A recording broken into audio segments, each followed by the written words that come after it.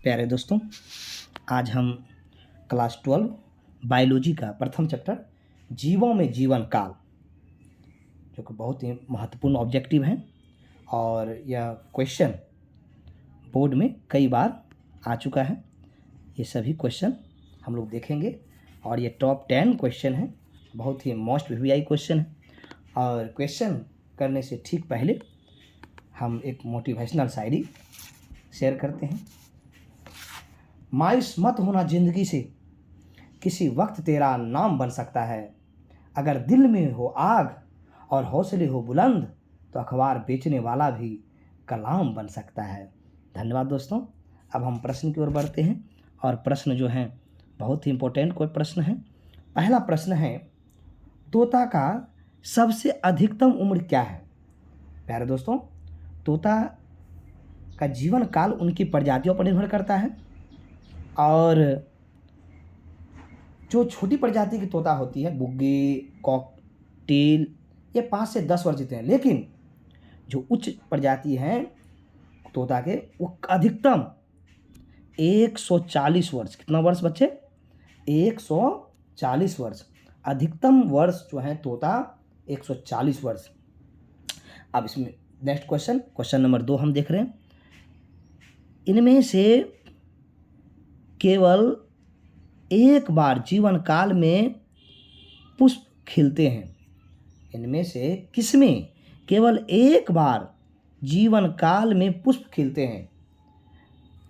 तो प्यारे दोस्तों, ऐसे पौधे जिसमें केवल एक बार पुष्प खिलते हैं वो मोनोकार्पिक पौधा है। तो बांस जो है मोनोकार्पिक पौधा है। बांस में केवल जीवन में एक बार ही पुष्प पैदा होता है। तो हमारा ऑप्शन होगा ए, बांस। क्या होगा प्यारे दोस्तों? ऑप्शन ए, बांस, क्योंकि बांस जीवन में केवल एक बार ही जो है पुष्प पैदा करता है। तो बांस क्या हो गया? मोनोकार्पिक पौधा। कैसा पौधा हुआ दोस्त? मोनोकार्पिक पौधा। नेक्स्ट प्रश्न में चलते हैं। अदरक में कायिक प्रवर्धन किसके द्वारा होता है? तो अदरक में प्रकंद, जो राइजोम, भूमिगत तना है, जिसके द्वारा कायिक प्रवर्धन होता है। अदरक में कायिक प्रवर्धन किसके द्वारा होता है प्यारे दोस्तों? तो अदरक में प्रकंद, अंग्रेजी में हम लोग राइजोम कहते हैं, यह भूमिगत तना है। तो प्रकंद राइजोम के द्वारा, अदरक में किसके द्वारा होता है? राइजोम के द्वारा। तो ऑप्शन क्या हो जाएगा? ए। 3 का ऑप्शन क्या हो जाएगा दोस्तों? ए हो जाएगा। अब चौथा नंबर प्रश्न पे चलते हैं। निम्नलिखित में से किसका पादप का अगुणित है? निम्नांकित किसमें पादप का अगुणित है?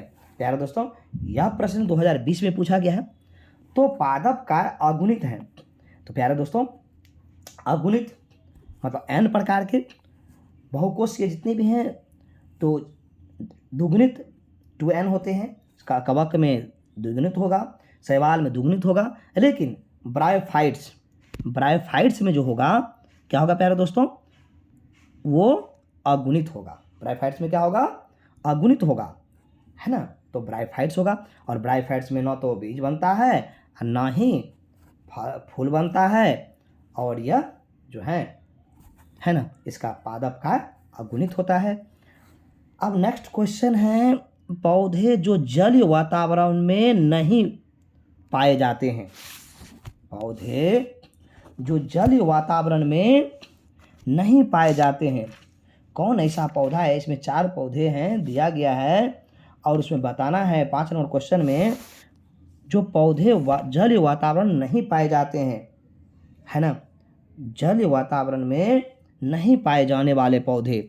तो प्यारे दोस्तों, हाइड्रिला पाया जाता है, ट्राम्पा भी पाया जाता है, निलंबो भी पाया जाता है, लेकिन बबूल जो हैं, आप देखे होंगे आप लोग खेतों में कहीं पर भी मिल जाएगा बबूल का जो है वो बबूलें वो केवल स्थल में पाए जाते हैं, जल में नहीं पाए जाते हैं, है ना। तो 5 का हो जाएगा डी। अब क्वेश्चन नंबर हम चलते हैं 6। क्वेश्चन नंबर क्या चलते हैं? 6। क्वेश्चन नंबर 6 में है, द्विखंडन किस में पाया जाता है? तो प्यारे दोस्तों, द्विखंडन अलैंगिक जनन की विधि है।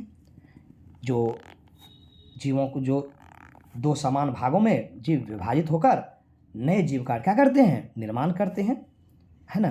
तो ऐसा होता है किसमें, ये अमीबा और पैरामीशियम दोनों में होता है। तो ऑप्शन हो जाएगा सी। ऑप्शन क्या हो जाएगा, सी। ऑप्शन हो जाएगा सी, है ना, अमीबा तथा पैरामीशियम। अमीबा था क्या हो जाएगा, पैरामीशियम। अब नेक्स्ट क्वेश्चन नंबर 7 है। क्वेश्चन नंबर 7, क्वेश्चन नंबर 7 कह रहा है कायिक प्रवर्धन में क्या संभव है। मेरे प्यारे दोस्तों, कायिक प्रवर्धन जो है अलैंगिक जनन है। क्या जनन, कौन सा जनन है, अलैंगिक जनन है। तो कायिक प्रवर्धन में क्या संभव है, तो आप सबको जानते हैं कायिक प्रवर्धन में अलैंगिक जनन होता है। क्या होता है, अलैंगिक जनन होता है। तो कायिक जनन में, प्रबंधन में जो है अलैंगिक जनन संभव है। पादपों में एम्फीबियन उभयस्थानी किससे संबंधित है। प्यारे दोस्तों, एम्फीबियन जिसको पादप में उभयचर या एम्फीबियन शब्द ब्रायोफाइट से संबंधित है। प्यारे दोस्तों, जो ऐसे पौधे जो जल स्थल दोनों में पाए जाते हैं, है ना, तो आपका जो ब्रायोफाइट्स हैं वो भूमि पर और जल दोनों में पाए जाते हैं। तो ये जो है आपका ब्रायोफाइट्स जो हैं ये आपका क्या है, तो ब्रायोफाइट्स हैं ये एम्फीबियन या उभयस्थानी है ना। पादपों का एम्फीबियन आपका ब्रायोफाइट है। तो पादपों में जो है उभयचर या एम्फीबियन शब्द ब्रायोफाइट से संबंधित है। किससे संबंधित है दोस्त, ब्रायोफाइट से। अब क्वेश्चन नंबर 9 पे चलते हैं। क्वेश्चन नंबर 9, मुकुलन द्वारा जनन किस में होता है। तो मुकुलन द्वारा जनन किस में होता है, तो मुकुलन द्वारा जनन जो है ईस्ट और हाइड्रम होता है। तो यहाँ ऑप्शन में देख रहे हैं ईस्ट, है ना। तो मुकुलन अलैंगिक जनन है। मुकुलन में जो है, मुकुलन किस में होता है, तो ईस्ट में होता है। तो ऑप्शन नंबर ए। अब क्वेश्चन नंबर 10, पेनिसिलियम उत्पादित करता है। तो पेनिसिलियम जो है एक कवक है। पेनिसिलियम क्या है, एक कवक है जो माइटोस्पोर और मियोस्पोर दोनों उत्पादन करता है। यहाँ देखिए मियोस्पोर है ना, ऑप्शन ए, और ऑप्शन सी में देखिए क्या है, मियोस्पोर। तो दोनों उत्पन्न करता है। तो यह अलैंगिक जनन के लिए जो है मियोस्पोर और लैंगिक जनन के लिए, है ना, वो मियोस्पोर उपयोग करता है। तो ऑप्शन नंबर हो जाएगा प्यारे दोस्तों, ऑप्शन नंबर क्या हो जाएगा, डी। ऑप्शन क्या हो जाएगा, डी। धन्यवाद दोस्तों, ये बायोलॉजी का टॉप 10 चैप्टर 1 जीवों में जनन का क्वेश्चन था। आगे फिर दूसरा चैप्टर के लिए इंतजार करें। धन्यवाद।